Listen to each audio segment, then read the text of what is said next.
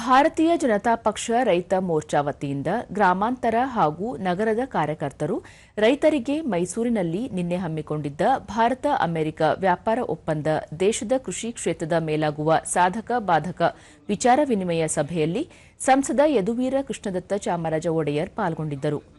ಜಿಲ್ಲಾಧ್ಯಕ್ಷ ಕುಂಬರಹಳ್ಳಿ ಸುಬ್ಬಣ್ಣ, ಮೈಸೂರು ಮಹಾನಗರ ಅಧ್ಯಕ್ಷ ನಾಗೇಂದ್ರ, ರಾಜ್ಯ ರೈತ ಮೋರ್ಚಾ ಪ್ರಧಾನ ಕಾರ್ಯದರ್ಶಿ ಡಾ ನವೀನ್ ಮತ್ತಿತರರು ಉಪಸ್ಥಿತರಿದ್ದರು.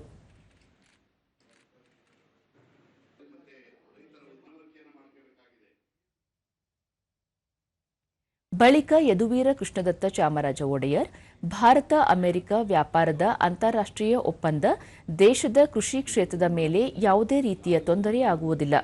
ರೈತರ ರಕ್ಷಣೆಯ ಪ್ರಮುಖ ಉದ್ದೇಶದಿಂದ ಎಲ್ಲವನ್ನೂ ಚರ್ಚಿಸಿ ನಂತರ ಒಪ್ಪಂದ ಮಾಡಲಾಗಿದ್ದು, ಇದರಿಂದ ಹೆಚ್ಚಿನ ಅನುಕೂಲವಾಗಲಿದೆ. ಆದರೆ ಈ ಬಗ್ಗೆ ಕೆಲ ದುಷ್ಟಶಕ್ತಿಗಳು ಅಪಪ್ರಚಾರ ನಡೆಸುತ್ತಿದ್ದು, ರೈತರ ದಾರಿ ತಪ್ಪಿಸುವ ಪ್ರಯತ್ನ ನಡೆಸುತ್ತಿವೆ. ರೈತರು ಭಯಪಡುವ ಅಗತ್ಯವಿಲ್ಲ ಎಂದರು.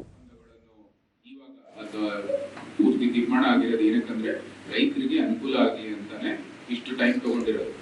ಅದು ಒಂದೇ ಅಂಶದ ಮೇಲೆ ನಾವು ಯಾವುದೇ ರೀತಿ ಹಿನ್ನಡೆ ಆಗಲ್ಲ ನಮ್ಗೆ ಅಂತ ಭಾರತ ಸರ್ಕಾರ ಕೂತ್ಕೊಂಡು ಇವ್ರ ಜೊತೆಗೆ ಒಪ್ಪಂದ ಮಾಡಿದೆ. ಅಂದ್ರೆ ರೈತ ಕ್ಷೇತ್ರದಲ್ಲಿ ನಮ್ಮ ರೈತರಿಗೆ ಸಂಪೂರ್ಣವಾದಂತಹ ರಕ್ಷಣೆ ಕೊಡಬೇಕು ಅಂತ ಈ ಒಂದು ಒಪ್ಪಂದಗಳು ಒಂದ್ ಸ್ವಲ್ಪ ವಿಳಂಬ ಆಗುತ್ತೆ. ನಿಜಕ್ಕೂ ನೋಡಕ್ ಹೋದ್ರೆ